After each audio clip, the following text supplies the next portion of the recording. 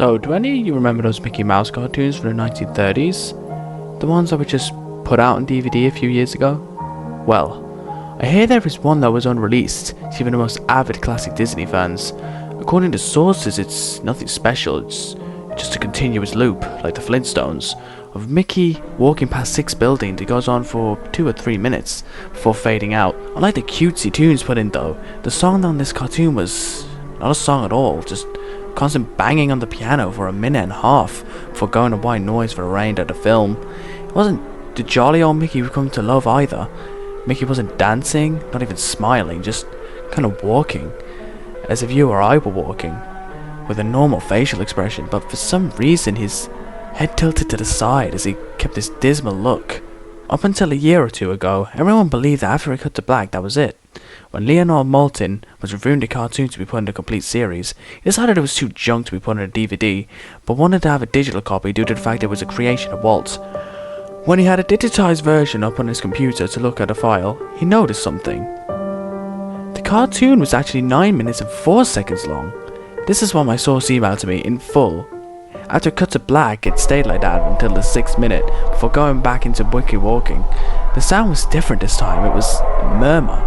It wasn't a language, but more like a gurgle cry, as the noise got more distinguishable and loud over the next minutes. The picture began to get weird. The sidewalk started to go in directions that seemed impossible based on the physics of Mickey's walking, and the dismal face of the mouse was slowly curling into a smirk.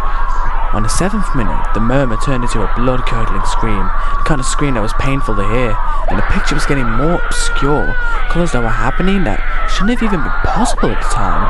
And Mickey's face began to fall apart, his eyes were rolled at the bottom of his chin like 2 marbles in a fishbowl, and his curled smile was pointing upward to the left of his face. The buildings became rubble, floating mid-air, and the sidewalk was still impossibly navigating in warped directions, a few seeming inconceivable with what we, as humans, know about direction.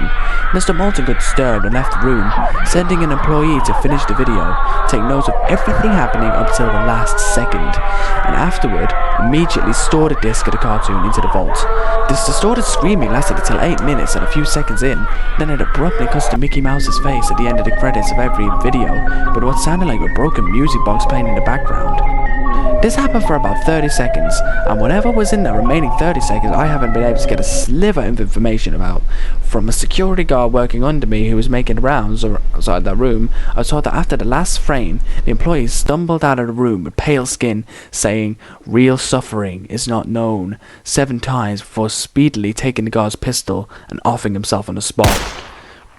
The thing I could get out of Leonard Maltin was that the last frame was a piece of Russian text that roughly said, "The sights of hell bring its viewers back in." As far as I know, no one else has seen it, but there have been dozens of attempts to get in the file on rapid share by employees inside the studios, all of whom have been promptly terminated of their jobs. Whether it got online or not is up for debates, but if rumours serve me right, it's online somewhere under Suicidemouse.avi. If you ever find a copy of the film, I want you to never view it and to contact me by phone immediately, regardless of the time. When a Disney death is covered up as well as this, it means this has to be something huge.